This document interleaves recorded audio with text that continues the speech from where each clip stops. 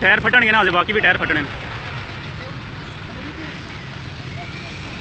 carry डब्बे चो बंदे निकले ने कोई बीच ही ने तीनों बीच ने अग से हूँ कितनी देर हुई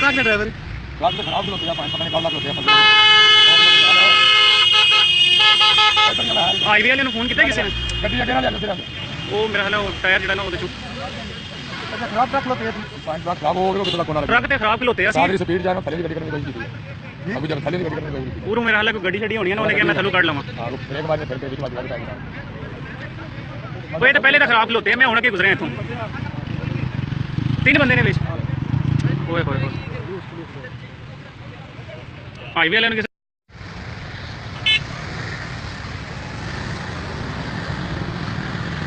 आवाज है आ जाना छोटे छोटे झंडा रंग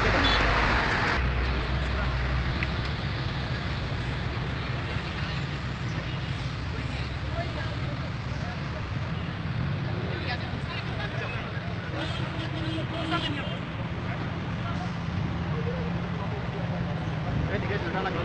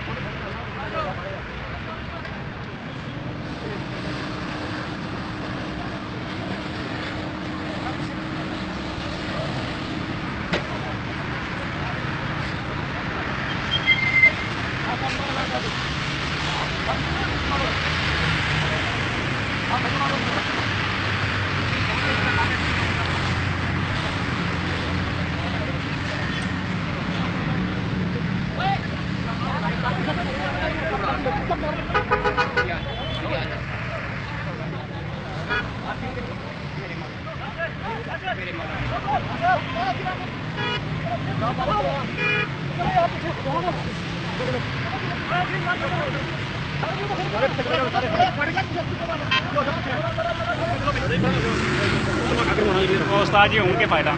जो होना सी काम ऑलरेडी हो गया नुकसान तो वो है बंदे जोड़े चले गए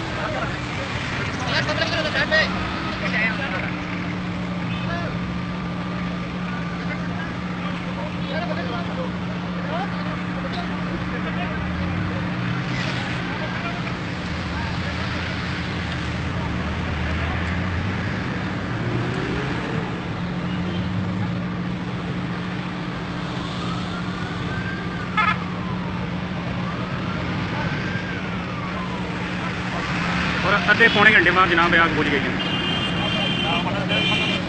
पौना घंटा हो गया बेचारे बंदे का के बनया होगा काम होना हो गया खत्म हो गए सारे बंदे बेचारे